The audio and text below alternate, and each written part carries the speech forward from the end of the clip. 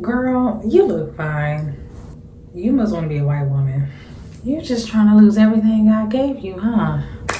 Welcome back. Let's talk about the backlash I have witnessed and received for being a health conscious black woman. So I think if you're part of the black community, you kind of understand that there's this thing where it's more important to be thick over being healthy. You could see a woman that's 300, 400 pounds, and if it's distributed in a way that is curvaceous, then that is totally overlooked. Like the fact that it is totally not good for her body or her health to carry that amount of weight. But if it's visually intriguing, oh, the black community is all for that. But mind you, I have had conversations mostly with black men where we end up discussing like my health journey, my weight loss journey, and all of the things. And they're telling me like, oh, you just want to lose everything you have. You want to be skinny like a white woman. Just all these crazy outlandish things. I have literally been, I kid you not, I've been jogging around my neighborhood, which that's a whole another story because I get so much attention from it. Jogging around my neighborhood, and a girl had put her phone outside of her car window, and she took a picture of me. And I know she took a picture of me because she left the her sound on. And it's like sometimes I get that like, who do you think you are type of reaction, just because I want to be healthy and I want to lose weight.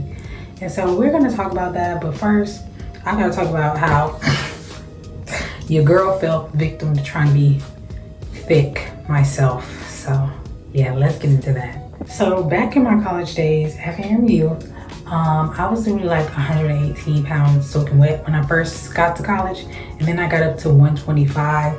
But I had this whole thing in my head like, I want to be thick, I want to be slim thick. I was looking up everything to try to gain weight. I was even looking up the Depo shot. Embarrassing. And so I had a trainer at the time and everything, and I got on Epitamin. I think I bought the Epitamin from the hair store or something crazy.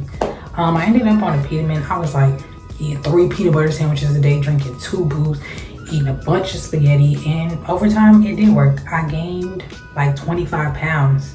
So I was around 145, I think. And at first it did look good. You know, gave me a little extra weight on my thighs and more of a little curvature, still small but nice sized. Perfect weight for me. But over time, things started to get a little bit off track.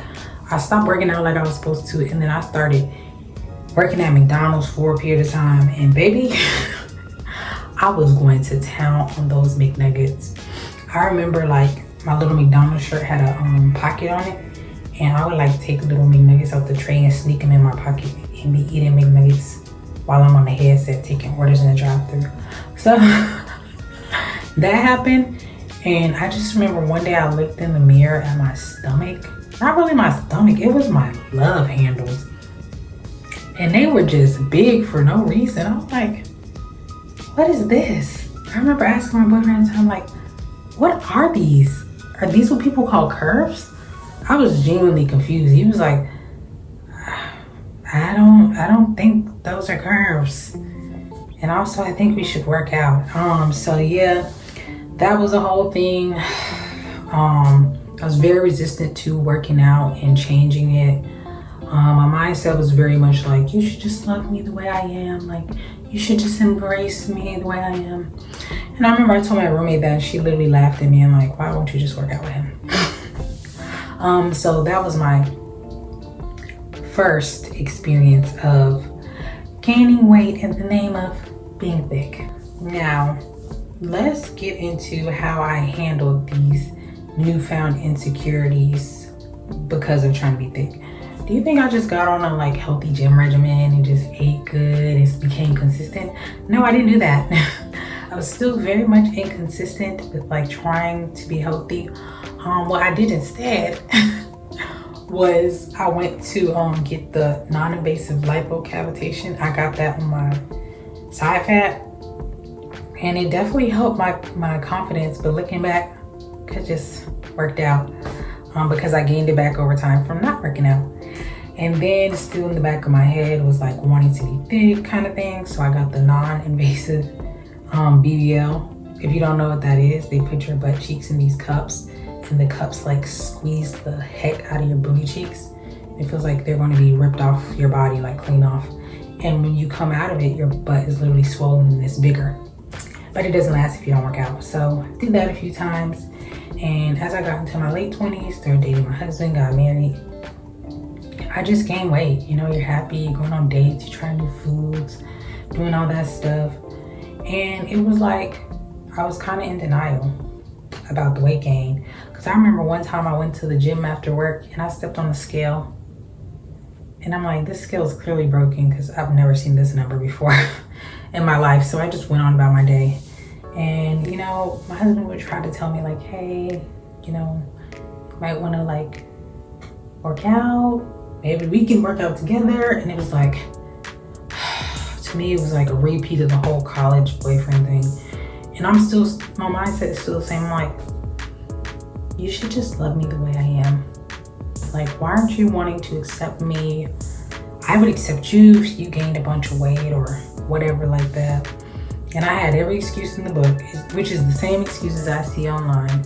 Is there someone I know? Oh my gosh. Oh my gosh. Well, that was embarrassing. Anyways, it's gone now.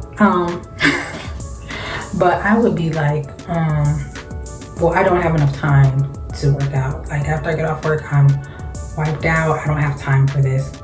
But we did end up going on a trip, and I look bloated and really big in like every single outfit. It's very self-conscious. I was pulling my skirt up under my boobs. Like it was bad. Waist trainer under all the dresses. It just wasn't good. So when we got home, I got on the scale and I was 180 pounds. I'm 5'5". That doesn't give very much bad body. Yeah, so none of the weight went to like the backside or like anywhere nice. It was just, again, straight to the love handles.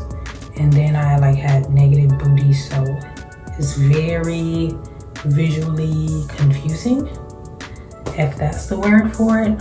So at that point, I had to get serious with my life, change my eating habits, started experimenting with more fasting, working out, eating clean, and I lost 24 pounds. That was a really great experience. It showed me discipline. It showed me what I can do when I put my mind to stuff and remove these excuses I see online are similar, and they're just that, excuses. Because the women I see making those videos, like I don't have time to work out, and I don't have access to this type of food, and healthy food is expensive. Most of the time they have their nails done, they have lash extensions, they have a sew-in or a nice weave. All of that stuff, first of all, it costs money, and then it's time expensive. Like it's a time expense. To sit there and get a full set takes 2 hours sometimes, which is why I stopped getting them. First of all, to sit there and get lash extensions, 2 hours, like come on. You have the time, you're just not managing it well. So we gotta stop lying to ourselves. It's about what you prioritize.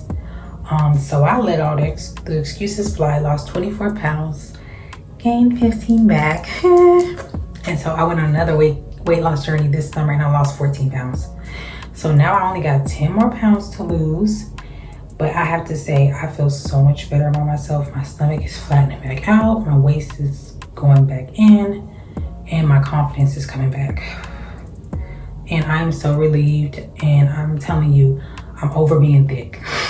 Like my pursuit of thickness is gone. I'd rather have abs and a small waist than have a big butt and a big gut to go with it. Like, it's too much of a gamble to try to just put on weight hoping to gain a butt. You have to be very strategic, and you have to watch your protein intake, and you have to work your glutes a certain amount of way. There's a way to go about building muscle back there, which I'll be honest, right now I don't have time for. Just give me abs. I don't want to be thick anymore. I just want to be fit at the end of the day. Like if I get pregnant in the future and that gives me a butt, then so be it. But to me, it's just a little too much work trying to have a butt and you're skinny and you don't have the genes for it. So I'm good where I'm at right now. So that is pretty much it for my video today. I want to say it's not all negative. I do get some positive comments, like in real life, my coworkers and stuff who notice I've lost weight or they see me eating healthy. A lot of them will say like nice things. It's mostly men who have weird comments to make about me trying to lose weight. When I'm out walking in my neighborhood, sometimes people do stop me and they're like, good job, or you inspired me to walk and stuff like that. So on my social media, I try to inspire Black women specifically, like, let's abandon some of these thought processes we have and let's really like be disciplined and have self-control. Let's work out, let's watch what we eat. I'm big on fasting. I just adore fasting. It works for me. Let's keep our bodies up so that we can be healthy at the end of the day. If you're like refraining from losing weight just because you don't want to lose your butt, like, that's a bit of a problem, because the science is there, the information is there to where you could still keep your butt and lose body fat, you know? It's not impossible. And if you're prioritizing an aesthetic over your health, that is a little problematic, my chica. Yeah. But that's pretty much it, guys. One more thing. Okay, the one that blows me the most, the excuse I really don't like, is that, well, Black women are just thicker. You are genetically predisposed to how your weight is distributed on your body. That is true. But our weight, unless we have some type of serious condition, is a controllable factor. So that's why you'll see women who are like 500 pounds and all their weight goes to their hips and their butt. They have a small waist. Their shape is intriguing, but it's not healthy. You get what I'm saying? So even if that 500-pound woman got smaller down to a healthy weight, she would still probably have a very beautiful hourglass figure. But she just don't have to be that big, is what I'm saying. So that's it. Let me know if you guys have experienced something similar. If you watched this video all the way to the end, you are the real MVP. But that's all. Thank you guys for watching. Peace.